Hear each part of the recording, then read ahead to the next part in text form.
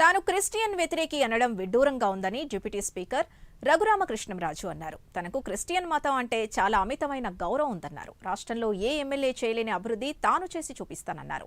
నియోజకవర్గాన్ని అన్ని రంగాల్లోనూ అభివృద్ధి చేసి ముందుంచుతానన్నారు. అన్ని కులాల్ని సమానంగా చూస్తూ కులరహిత పాలన అందిస్తున్నానని రఘురామ తెలిపారు.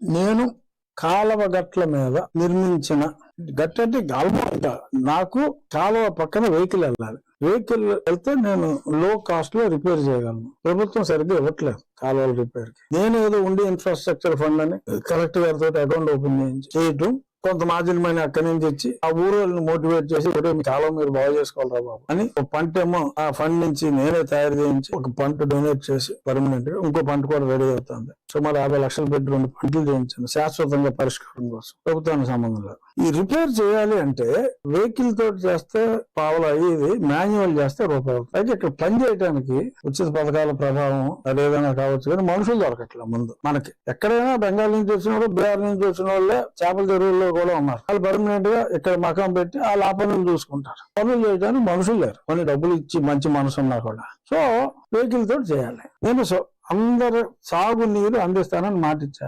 మీరు ఎప్పుడైనా ఈ రేంజ్ లో కాలువలు చూసారా? మొన్న 23 కిలోమీటర్లు చేసాం. ఆక్రమణలన్నీ తీసేసా. అవన్నీ రాజుల పొలాలే.